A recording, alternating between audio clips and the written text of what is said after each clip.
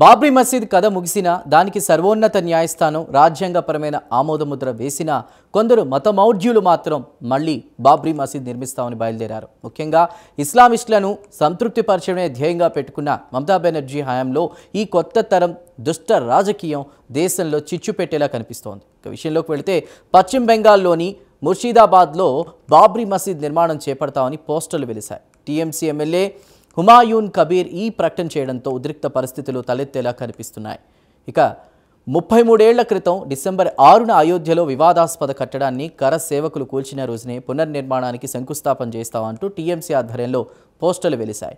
TMC MLA Humayun Kabir December 6న బెల్డాంగాలో బాబ్రీ మసీదుకు పునాది రాయి వేస్తానంటూ పోస్టర్లు కనిపించడంతో ఆ ప్రాంతంలో కలకలం రేగుతోంది. ముర్షిదాబాద్ జిల్లాలో ముస్లిం జనాభా ఎక్కువగా ఉండడమే కాక బంగ్లాదేశ్ నుంచి వచ్చిన రోహింగ్యాలు పెద్ద సంఖ్యలో అక్రమంగా తిష్టవేసుకుని ఉన్నారు. అయితే స్పెషల్ ఇన్వెస్టిగేటివ్ రివిజన్ సర్ పేరుతో ఓటర్ లిస్టు ప్రక్షాళన జరుగుతున్న క్రమంలో పెద్ద సంఖ్యలో బంగ్లాదేశీ ముస్లింలు సరిహద్దులు దాటిపోతున్న దృశ్యాలు కూడా సోషల్ మీడియాలో కనిపిస్తున్నాయి. ఈ క్రమంలోని అధికార టీఎంసీ పార్టీ నేతలు చొరబాటుదారులకు చాలా సందర్భాల్లో మద్దతు ఇచ్చారు.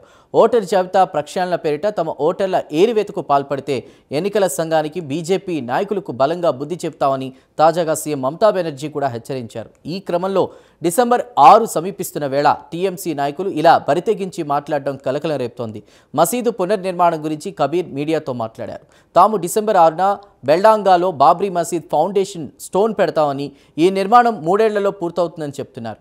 ఈ కార్యక్రమంలో వివిధ ముస్లిం సంఘాల నాయకులు పాల్గొంటారన్నారు. డిసెంబర్ 6న CM Mamata Banerjee, party general secretary Abhishek Banerjee కోల్కతాలో బాబ్రీ కూల్చివేత దినాన్ని స్మరించుకుంటూ సమావేశం నిర్వహించబోతున్నారు. ఈ ప్రకటన మరింత వివాదాస్పదంగా మారింది.